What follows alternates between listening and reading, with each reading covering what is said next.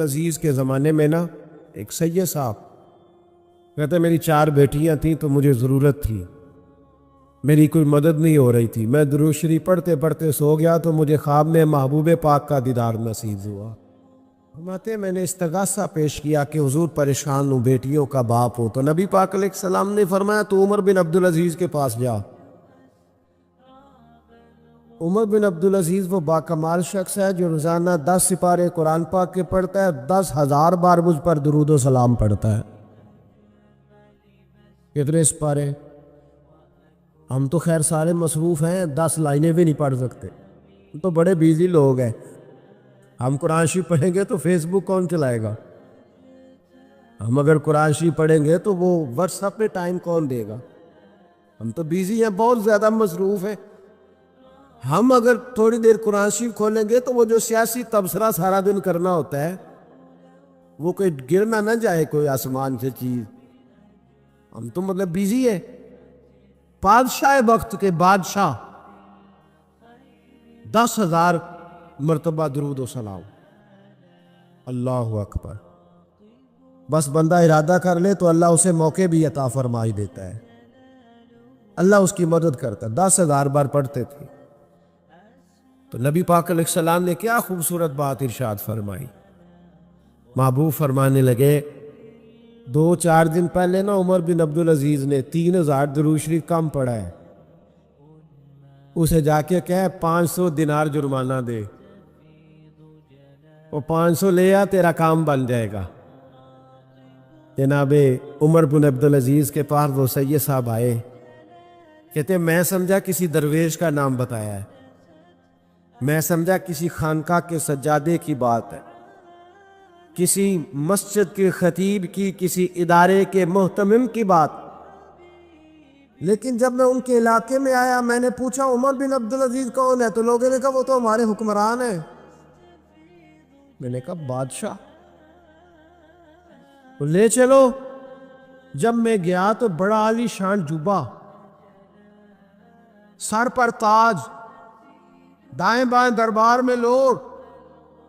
پھر میرے دل میں خیال آیا میں غلط آدمی کے پاس تو نہیں آ گیا، یہ کون شخص ہے؟ لیکن جب میں لوگوں سے پوچھا کہ یہ عمر بن عبدالعزیز ہی ہے، کہا وہی ہے۔ کہتے میں ان کے قریب گیا، دیکھو راز کھول رہے۔ کہتے میں کان میں جا کے کہا 10,000 درود شریف پڑھتے ہو؟ کہتے انہیں شاک لگا، جھٹکا، یوں دیکھا، تجھے کس نے بتایا؟ میں نے کہا کوئی ہفتہ سوا پہلے 3,000 کم بھی پڑھا ہے۔ کہتے ہیں وہ تو ٹھٹھرنے لگے، فٹافٹ میرا بازو تھاما، کھولنے میں لے گئے، کہنے لگے یہ تو میری بیوی کو بھی نہیں پتا کہ میں پڑھتا ہوں، یہ تو میرے خاص خادم کو بھی نہیں پتا، یہ تو میرا اور خدا کا، میرا اور مصطفیٰ کا راز ہے، اللہ رسول سے میرا راز ہے، تجھے کیسے پتا چلا؟ کہتے ہیں وہ سید صاحب کہتے ہیں میں نے ان سے کہا کہ جن کے ساتھ آپ کا راز ہے مجھے انہوں نے ہی بتایا ہے، رازدار میں ہی بتایا ہے، اور محبوب نے فرمایا میں سید ہوں، مجھے گھر میں ضرورت تھی، صدقہ زکوٰۃ لے نہیں سکتا، مجھے حضور نے کہا جا اسے کہہ تجھے 500 دینار دے۔ اگرچہ اتنی ساری نعمتوں میں یہ ایک نعمت ہے، لیکن آپ آنکھ نہیں ہے تو آپ کو تو اپنوں کا احساس بھی نہیں، آپ تو اپنوں کے چہرے بھی دیکھ نہیں پائے۔ کوئی بھی نعمت جو آپ کے پاس ہے آپ کبھی محسوس کریں کہ اگر اس نعمت کا وجود ہمارے پاس نہ ہوتا تو ہماری کیفیت کیا ہوتی۔ یہ سانس ہے، ہم 2 دفعہ سانس کا استعمال کرتے، ایک دفعہ اندر جاتی ہے اور ایک دفعہ باہر آتی، اگر اندر نہ جائے تو بھی مسئلہ ہے، چلی گئی ہے لوٹ کر باہر نہ آئے تو بھی بہت بڑی مشکل ہے۔ تو اس کا اندر اور باہر جانا یہ زندگی کا احساس ہے۔ اگر کبھی سانس اکھڑنے لگے اور آپ کے سینے میں آپ کی سانس اٹکنے لگے تو ایک بہت بڑی تشویش ہے، ایک بہت بڑی آکسیجن ہے، پوری طرح سے انسان کو قید کر دیا جاتا ہے اور وہ کہتا ہے کہ میرا تو سارا وجود سلامت ہے، ہاتھ کام کر رہے ہیں، پیر کام کر رہے ہیں، آنکھیں کام کر رہی ہیں، زبان کام کر رہی ہے، سب کچھ ٹھیک ہے، صرف سانس اکھڑ گئی ہے۔ تو انسان محسوس کرتا ہے کہ یہ ساری چیزیں سلامت ہونے کے باوجود میرے کسی کام کی نہیں۔ آپ کے پاس جتنی بھی نعمتیں ہیں ان کو اگر آپ شمار کریں تو کبھی آپ کہیں گے کہ ساری نعمتوں میں آنکھ زیادہ ضروری ہے، کبھی کہیں گے کان زیادہ ضروری ہے، کبھی کہیں گے زبان زیادہ ضروری ہے، کبھی کہیں گے دل زیادہ ضروری ہے، کبھی کہیں گے روح زیادہ ضروری ہے۔ لیکن میں آپ سے عرض کروں، ان ساری چیزوں کے بغیر گزارا ہو سکتا ہے، رسول کائنات کی غلامی کے بغیر گزارا نہیں ہوگا۔ کیوں؟ اس لیے کہ اگر حضور کی شفقت نہ ہو، نبی پاک علیہ السلام کی رحمت نہ ہو، وہ ابن القیم نے ایک جگہ پہ کہا تھا کہ یہ حضور نے ہمیں انسان بنایا ہے، یہ نبی پاک علیہ السلام نے انسانیت کے اسباق پڑھائے ہیں، اخلاقی رویے کیا ہوتے ہیں حضور نے بتلائے ہیں۔ اگر حضور کا کرم نہ ہوتا تو انسان ایک دوسرے کو کاٹ کے کھاتا۔ یہ حضور نے بتلایا ہے کہ تم نے کس طرح زندگی کو گزارنا ہے۔ محبوب کریم علیہ السلام کا وجود نور ایک ایسی چیز ہے کہ اگر وہ کائنات سے معاذ اللہ سائیڈ پہ کر دیا جائے تو اس کائنات کا قائم رہنا کسی صورت بھی ممکن ہے ہی نہیں۔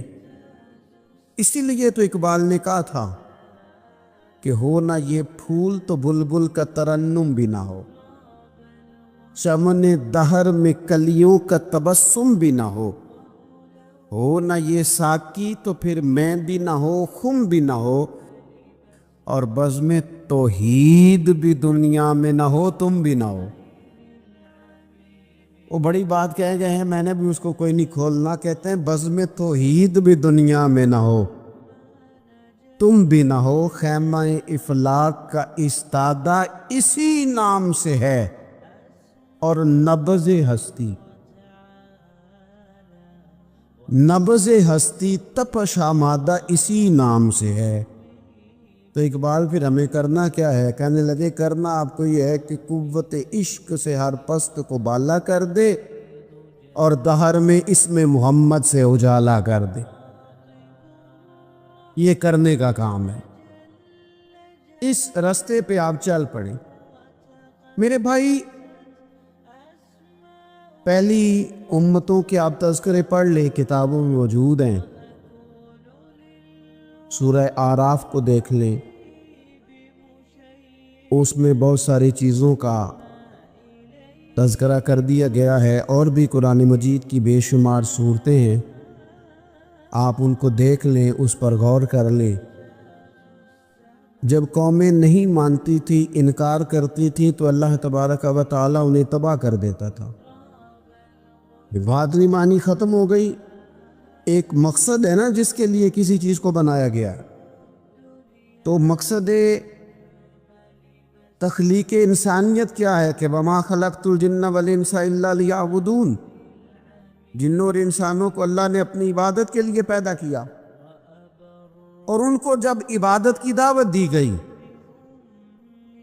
جب انہیں پیغام دیا گیا اللہ تعالیٰ کی توحید کا، انہوں نے نہیں مانا، تو جس مقصد کے لیے بنایا تھا جب اس طرف ہی نہیں آئے۔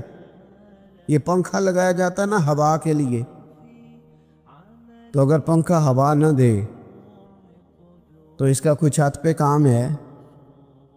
اس کو اتار کے تو آپ سکریپ والے کے پاس بھیج دیں گے، بھی ختم ہو گئی بات۔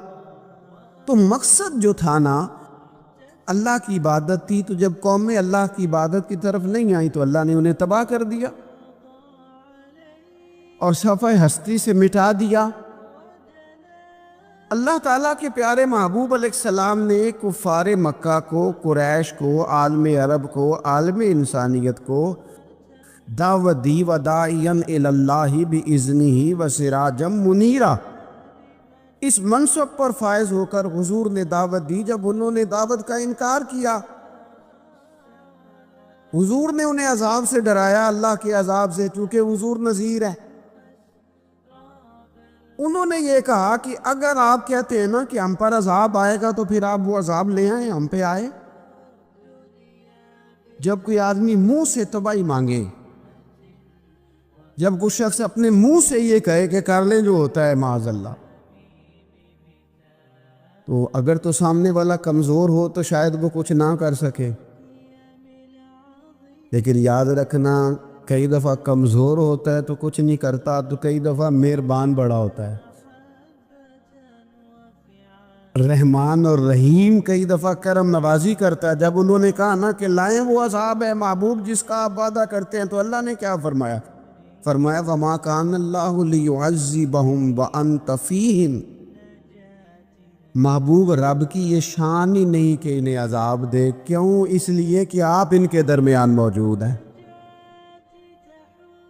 اے محبوب علیہ السلام، اللہ کی یہ شان نہیں کہ انہیں عذاب دے اس حال میں کہ آپ ان کے درمیان موجود ہیں۔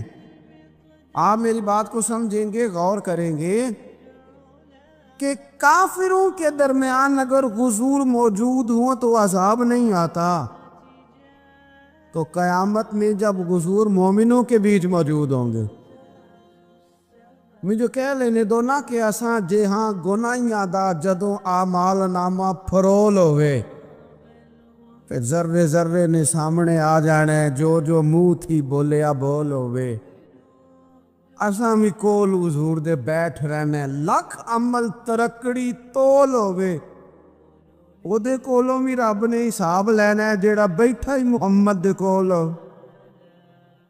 صلی اللہ تعالی علیہ وسلم، او دے کولوں بھی رب نے حساب لینا ہے جیڑا بیٹھا ہی محمد دے کول ہوئے، جس کو کہتے ہیں قیامت حشر، جس کا نام ہے،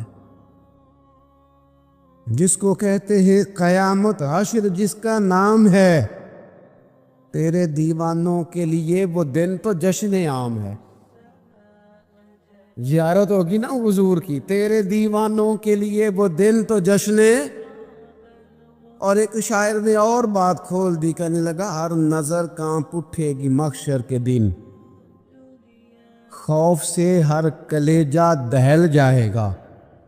اچھا جی، پھر کیا ہوگا؟ ہر نظر کانپ اٹھے گی محشر کے دن، آنکھیں پھڑ پھڑائیں گی، کانپیں گی اور کلیجے پھٹیں گے۔ منظر ہی ایسا ہوگا، انسان اپنے پسینے میں ڈبکیاں کھا رہا ہے، حساب کا وقت آ گیا ہے، اور سورج سوا نیزے پہ ہے، زمین دھیک رہی ہے، تو کہنے لگے ہر نظر کانپ اٹھے گی محشر کے دن، خوف سے ہر کلیجہ دہل جائے گا، پھر اوڑھ کر کالی کملی وہ آ جائیں گے، پھر اوڑھ کر کالی کملی وہ آ جائیں گے، پھر اوڑھ کر کالی کملی وہ آ جائیں گے، ہر نظر کانپ اٹھے گی محشر کے دن، خوف سے ہر کلیجہ دہل جائے گا، پھر اوڑھ کر کالی کملی وہ آ جائیں گے، سارے محشر کا نقشہ بدل جائے۔ میرے عزیز، حضور کے بغیر گزارا، نبی کریم کے بغیر کوئی چارہ، ہمارا کوئی سہارا ہی نہیں حضور کے بغیر، ہم کدھر جائیں سوائے محبوب کے۔ اس لیے نا صحابہ اس بات پر مطلع ہو گئے تھے، وہ نا بڑی بڑی دھیمی دھیمی باتیں پوچھتے رہتے تھے، اطلاع مل گئی تھی نا کہ اصل کرنا کیا ہے، تو جو رازدار لوگ ہوتے ہیں نا وہ پھر دھیمے دھیمے راز کی باتیں کرتے ہیں۔ حضرت انس بن مالک حضور کے خادم تھے، اماں نے دے دیا تھا حضور کی بارگاہ میں، کہتے ہیں میں 10 سال مدینے میں حضور کی نوکری کرتا رہا، تو قریب سے دیکھا تھا نا سارا کچھ، بہت ساری احادیث ان سے مروی ہیں، بڑی چیزوں کو دیکھا تھا، تو اب سیانے ہو گئے، باتیں سمجھ گئے، قریب رہنے والے لوگ تو قربان پچھانن والے ہیں، تو گل جان گئے، گل کھول دے نہیں، تو قریب پہنچ گئے تھے نا، تو سمجھ آ گئی تھی بات کی، تو ترمذی میں موجود ہے، ایک دن حضور سے پوچھتے یا رسول اللہ قیامت والے دن آپ کو کہاں تلاش کروں؟ یعنی حضور علیہ السلام سے پوچھتے حضور میں نہ قیامت والے دن ہے بھئی بات تو یہ نہ کہ اعمال ٹھیک کیے جائے، معاملات پر توجہ دی جائے، عبادات کا خیال کیا جائے، جو ہمارے ذمے ڈیوٹیاں ہیں وہ پوری کی جائیں۔ تو وہ کہتے ہیں حضور وہ قیامت والے دن کہاں تلاش کروں؟ تو حضور نے بھی نہیں فرمایا کہ تو اعمال ٹھیک کر، مجھے ڈھونڈنے کی کیا ضرورت ہے، کہاں ڈھونڈوں؟ تو حضور فرمانے لگے مسکرا کے فرمانے لگے چونکہ قربان پچھانن والے ہیں تو اے گل جان گئے گل کھول دے نہیں۔ حضور علیہ السلام سے کہا یا رسول اللہ میں نہ قیامت والے دن کہاں تلاش کروں؟ تو حضور فرمانے لگے حوض کوثر پہ۔ یا رسول اللہ وہاں کیا ہوگا؟ تو فرمایا امت پیاسی آئے گی تو میں جام بھر بھر کے پلاؤں گا، میں جام بھر بھر کے پلاؤں گا، ایسا کی تیری خیر تیرے میں کدے کی خیر، ایسی پلا کہ جس کا نشہ عمر بھر رہے۔ اور ایک نے کہا تھا کہ طیبہ سے منگائی جاتی ہے، سینوں میں رچائی جاتی ہے، توحید کی میں پیالوں سے نہیں نظروں سے پلائی جاتی۔ حضور صلی اللہ علیہ وسلم نے فرمایا حوض کوثر پہ بھی جام پلائیں گے؟ سیانے بڑے تھے، حضرت انس اور بلا ہمارا کر رہے تھے، یہ حضور سے پوچھ کے نا تو ہمیں ایڈریس بتا رہے ہیں، کیونکہ حدیث روایت کر دی نا تو ہمیں ایڈریس سمجھا دیے، پتے بتا دیے کہاں پہنچنا ہے، ساری جگہ سمجھا دی۔ چلیں جدید دور آ گیا ہے، انہوں نے لوکیشن بتا دی کہاں کر کے نا کس جگہ جا کے سٹاپ کرنا ہے کام۔ یا رسول اللہ وہاں ملاقات نہ ہوئی تو حضور نے فرمایا پھر پل صراط پہ آنا۔ یا رسول اللہ وہاں کیا ہوگا؟ فرمایا امت گزر رہی ہوگی اور میں دعائیں مانگ رہا ہوں گا، رب سلم امتی رب سلم امتی، یا اللہ میری امت کو سلامتی سے گزار دے۔ تو وہاں آ جانا، میں دعائیں وہاں مل جاؤں گا، قربان جائیں۔ فاضل بریلوی بول پڑے، کہنے لگے خدا کی رضا چاہتے ہیں دو عالم، خدا چاہتا ہے رضائے محمد، اجابت کا جوڑا عنایت کا سہرا، دلہن بن کے نکلی دعائے محمد، اجابت میں جھک کر گلے سے لگایا بڑی ناز سے جب دعائے محمد، رضا اب پل سے وجد کرتے گزریے کہ ہے رب سلم دعائے محمد صلی اللہ۔ تو عرض کی یا رسول اللہ وہاں ملاقات نہ ہوئی تو؟ میں نے کہا وہ ہمیں لوکیشن سمجھا رہے تھے، انہیں تو پتا تھا پہلے ہی، ایک قربان پچھانن والے ہیں تو ایک گل جان گئے گل کھول دے نہیں۔ تو وہاں نہ ملاقات ہوئی تو حضور نے فرمایا پھر میزان عمل پہ آنا۔ یا رسول اللہ وہاں کیا ہوگا؟ فرمایا امت کی عمل تول رہے ہوں گے اور میں ان کے لیے دعائیں کر رہا ہوں گا۔ میں نہیں جا سکا کبھی بچوں کے ساتھ پیپر دلوانے، استاد کو اجازت نہیں دیتے، کہتے ایگزامینر اور آئے گا کوئی، جس نے پڑھایا ہو اسے اجازت نہیں کہ تو جا۔ ابا جی کو اجازت نہیں ہوتی کہ وہ ایگزامینیشن ہال میں جائے، وہاں تو کوئی اور لوگ آتے ہیں۔ یہ بھی عجیب سبق ہے نا کائنات کا کہ سارے تعلیم و تربیت کے اسباق بھی حضور پڑھائیں، رنگ بھی سارا حضور ہی بتائیں، اور قبر کے سوالات بھی سارے ہمیں حضور بتا دے، اور جب پیپر ہونے لگے تو سرانے میں کھڑے ہو جائیں، تو پھر کہہ لینا ایک دفعہ پھر کہ وہ دیکھو لو کہ رب نے حساب لینا جیڑا بیٹھا ہی محمد دیکھو لو۔ بندے اپنے مالک سے بڑا پیار کرتے ہیں، اپنے رب کے ساتھ ان کا رشتہ بڑا محبتوں والا ہے۔ یہ تو ہو گئی اللہ تعالیٰ کی محبت۔ پھر نبی پاک صلی اللہ تعالیٰ علیہ وسلم نے ارشاد فرمایا کہ تم میں سے کوئی شخص اتنی دیر تک مسلمان نہیں ہو سکتا، مومن نہیں ہو سکتا، جب تک وہ اپنے ماں باپ سے، اپنی اولاد سے اور تمام لوگوں سے بڑھ کر مجھ سے پیار نہ کرے۔ تو اللہ سے بھی محبت کرنی ہے اور ہر چیز سے بڑھ کر نبی پاک صلی اللہ تعالی علیہ وسلم سے بھی پیار کرنا۔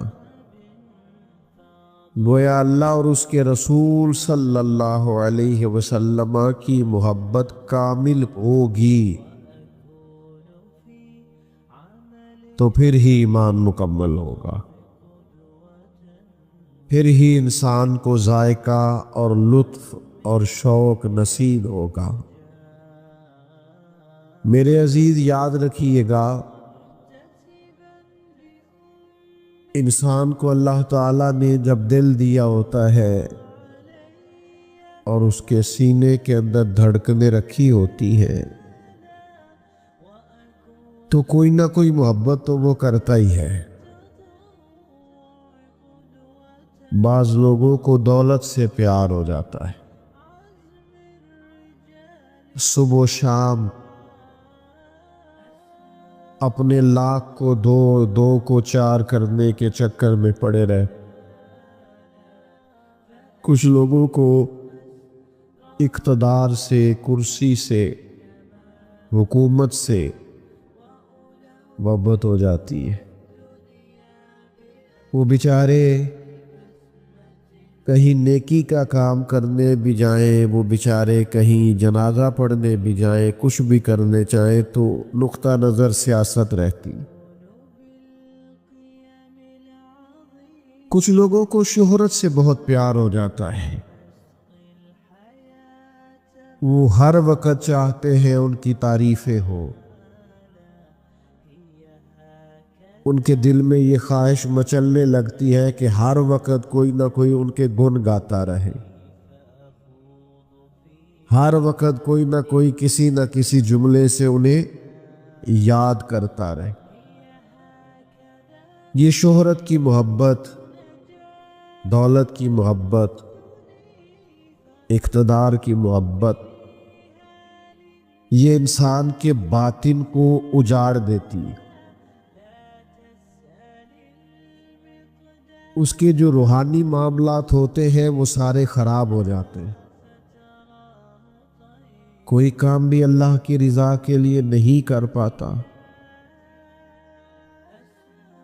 ہر وقت اس شوق میں لگے رہنا کہ میں کوئی بھی کام خیر کا کروں تو اس میں میری تعریف ہو، میری ستائش ہو، میرے لیے یہ جملے کہے جائیں کہ میں بڑا عظیم آدمی ہوں، میں بڑی خدمات سر انجام دیتا ہوں۔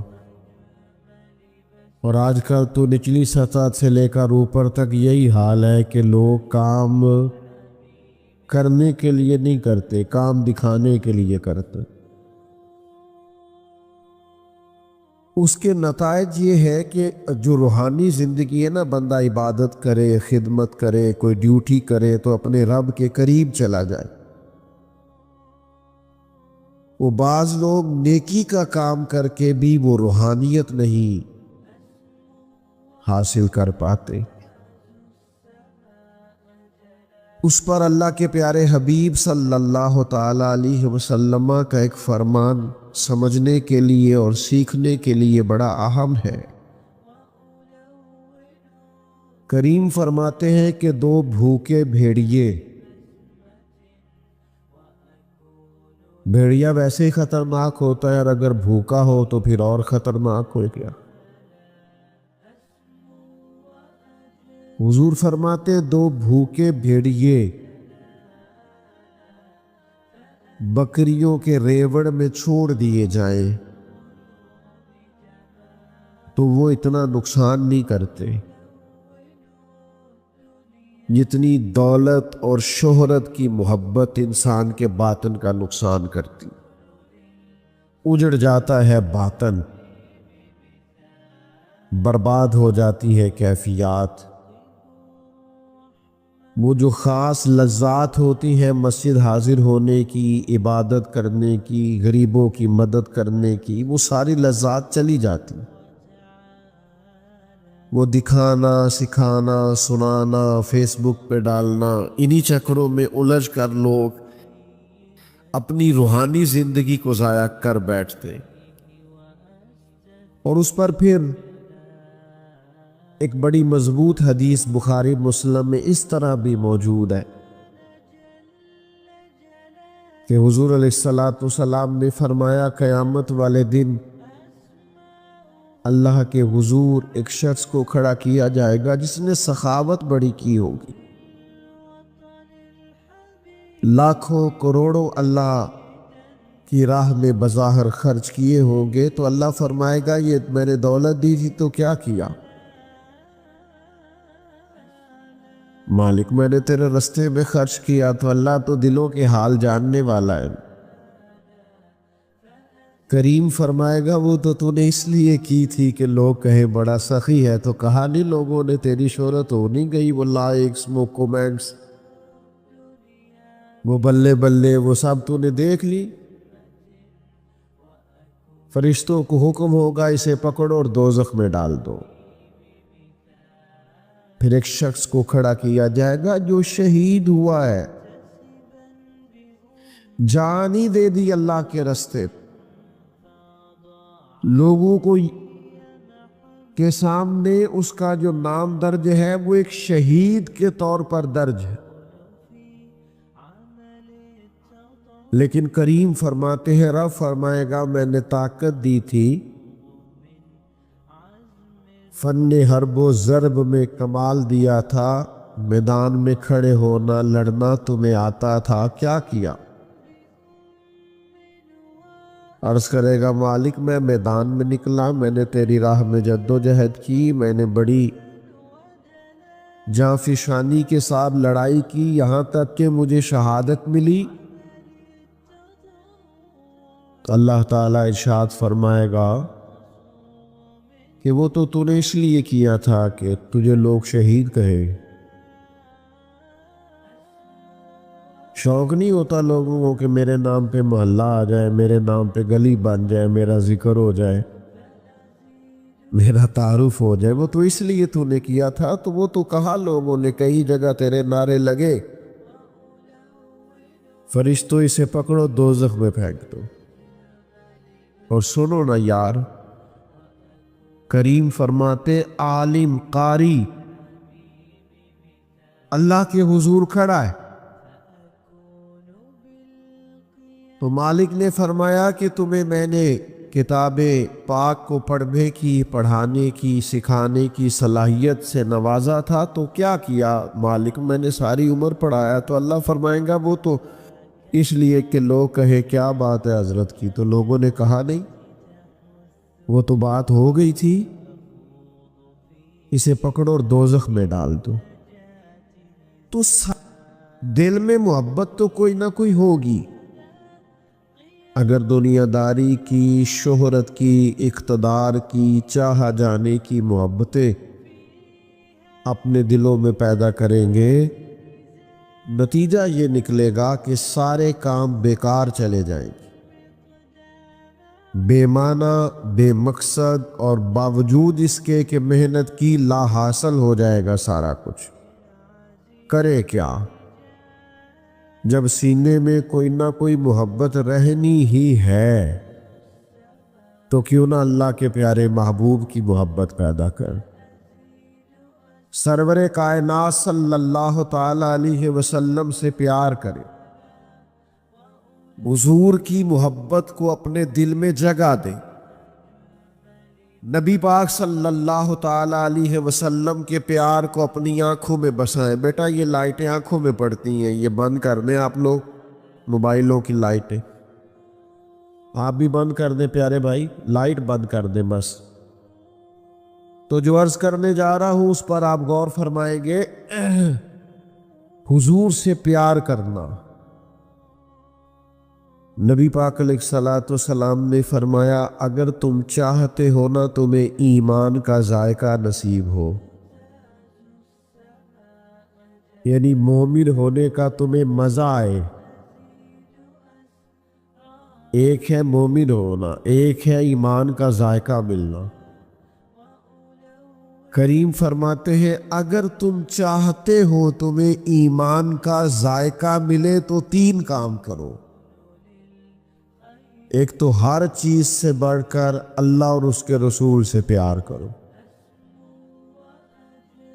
اور اس کا زبانی صرف دعویٰ نہیں کرنا چاہیے، اس کا خالی نعرہ نہیں لگانا چاہیے۔ یہ پتہ چل جاتا ہے، بندے کو خود پتہ ہوتا ہے مجھے ہر چیز سے بڑھ کے اللہ رسول سے پیار ہے کہ نہیں، پتہ چل جاتا ہے۔ فجر کی اذان ہو گئی، آنکھ کھل گئی، پتہ چل گیا نماز کا ٹائم ہے۔ اب جو سویا رہا اسے نیند سے پیار ہے،